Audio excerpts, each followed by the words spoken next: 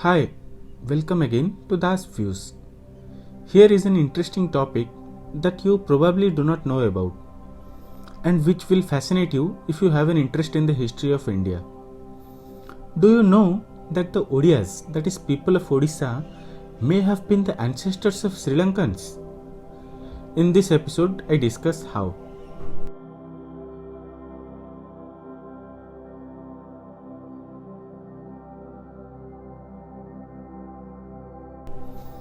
The history of origin of Sri Lankans can be traced in Mahavamsa, the greatest chronicle of the Sri Lankans.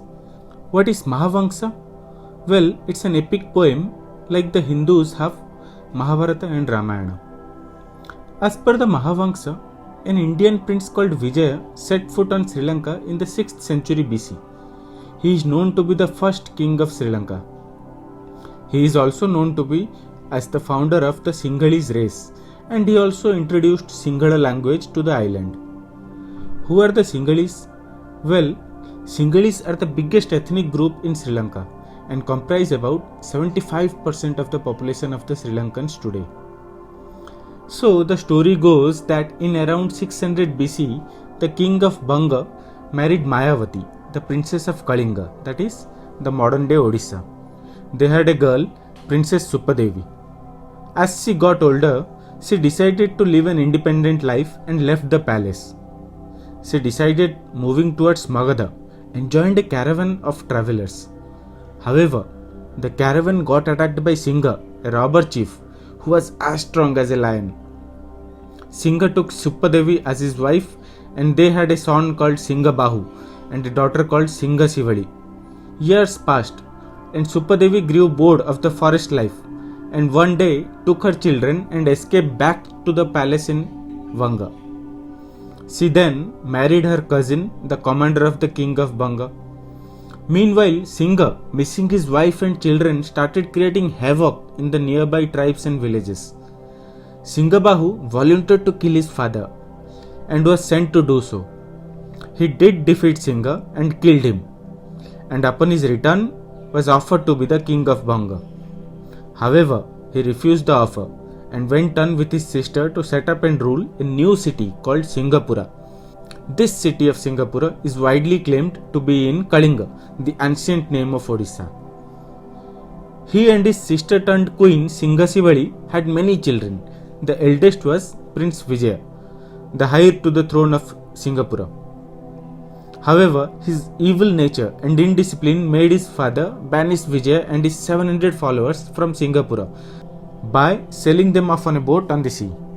Prince Vijaya and his men eventually landed in Sri Lanka's shores. He called that place as Tambapani and subsequently built his capital there in Sri Lanka. So this was how Sri Lanka got its first ever king. It is not only in Mahavamsa alone that one can find links of Sri Lanka with Odisha. King Nisanka Malla was a king of Sri Lanka and ruled between 1187 to 1196 AD. He was also called Kalinga Lokeswara. A rock inscription made by Nisanka Malla mentions that he is of the Kalinga dynasty and a descendant from the race of Prince Vijaya.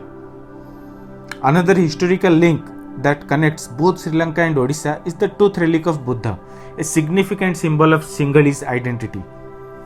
After his demise and then funeral, a tooth of Gautama Buddha was retrieved and kept in possession by King Brahmadatta in the city of Dantapuri, which is modern day's Puri in Odisha.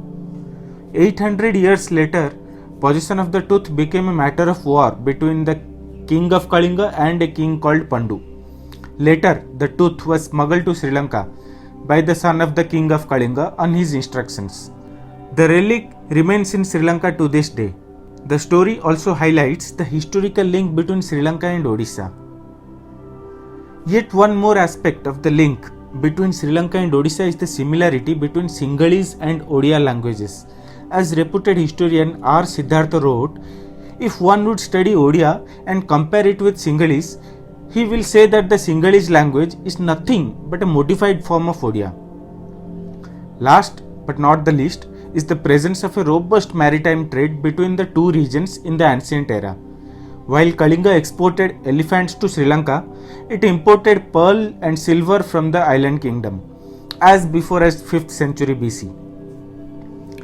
So this is how we find that there was not only a strong link between Odisha and Sri Lanka, but also there could have been a high probability that the people of Odisha may well have been the ancestors of people of Sri Lankans. So did you like the story? Please let me know in the comments. Also, let me know if you have any suggestions. Have a great day.